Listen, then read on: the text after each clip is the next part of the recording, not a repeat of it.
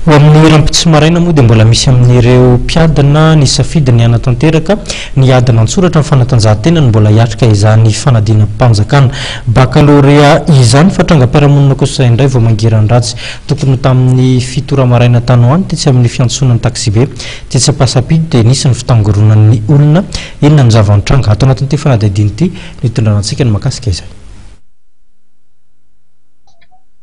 Taxibe iray no vaky fitaratra ary receveur iray no naratra tetsy ampasapito vao maraina tamin'ny fitora. Tsy loza fifamoivozana tahaka ny fandreno ny tranga fa fifamaliana teo amin'ny mpandeha sy ny receveur n'ilay taxibe izay niafara tamin'ny ady sy ny famotehana fiara. Nitaky ny andehanan'ilay mpamily mafimafy kokoa ireo mpandeha ireo satria maika hamonjy fanadinana baka hono izy ireo. Ilay mpamily kosa nefa tsy nanaraka izay baikon'izy ireo izany. Niafara tamin'ny ady sy famotehana ilay taxibe mihitsy ny raharaha araky ny fijoroana vavolombelona nataon'ny mpandeha nanatry maso dia nila ady tamin'ny mpamily sy ilay receveur ireo olona 5 izay nilaza fa maika hamonjy fanadinana baccalauréat ary ny andamy-ambavy izy ireo nidaroka ilay receveur. Tany avy any atosy dia avy any atosy dia forsiny andeha mafy alany vanina reny olona reny alany vanina zay hoe mandehana ho mafy dia iny moa hiala izy dia nialany ady ny receveur dia za niala dia izy kay mbola mitazona an'ilay receveur teo tiany izy ny enjera dia mivakiny zareo daholo ny fitaratra ny tomobilinay olona 5 izany anona teo dia reny nanimba ny tomobilinay nolana zany le hoe forsiny andeha mafy zany ny tomobile dia teo izy moa nialany ady le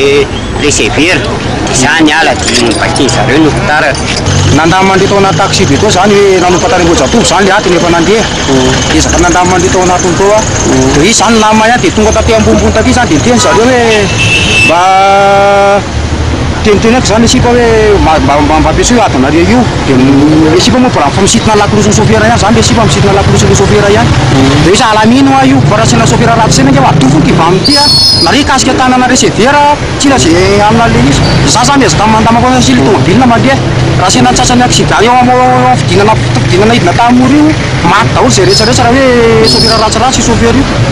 dia zay zavatra hita masoko to zareo vehivavy hoe mikasitanana anazy tiany mivonivony tao dia aveo chauffeur fa hoe ana dia aveo le rangaty amizay manetiny le rangaty moramora tomobile satria fa matsaro marary le receveur ato. Sofa nisy ny mpitandro filaminana tonga teny atoerana ka tsy nitatra ny fifandonana. Ny taratasin'ilay taxibe moa no nalain'ilay polisy fa ireo mpandeha nanimba ilay taxibe kosa dia lasa ary nilaza fa hitory izy ireo.